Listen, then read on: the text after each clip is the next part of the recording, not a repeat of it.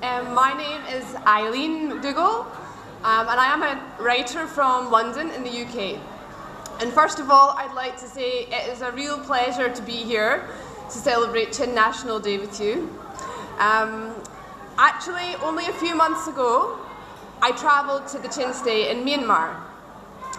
And it was there I heard about, it was actually in Phalam town, that I heard about the decision of the UNHCR to end the protection of the Chin refugees in Malaysia and in Delhi.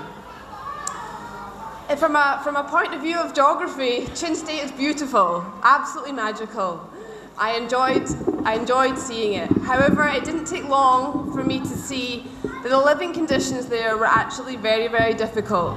It has clearly suffered from decades of neglect in terms of development projects, and it's clearly, the people there have suffered from decades of discrimination and oppression. As a foreigner, it is quite difficult to really see what is going on. But I did see that there was a high army presence, and from talking to people, I could tell that it was really hard for people to actually put food in their mouths because the wages were so low and the opportunities are mostly not there. While I was happily celebrating Christmas in Tidham Township, people in Chins in Gangaw, I believe, were being violently attacked for worshipping Jesus on Christmas Day. So, yeah, I came here because I couldn't see so much really what was happening in Chin State, so I came to Delhi to talk to the Chins in Delhi to find out how they feel about the decision of the UNHRC.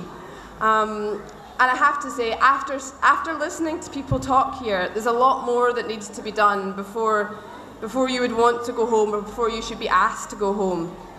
I mean, there's been no statement by the Myanmar government regarding the Chin people, and there's been no offer of amnesty or offer of protection. Everybody deserves to live safely and live without fear in their lives every day. They deserve to be able to worship whatever religion they want, and they deserve to be able to have access to job opportunities, to decent healthcare, and to decent education. And from what I could see and from what I understand talking to a range of people, that is not available at the moment in Chin State.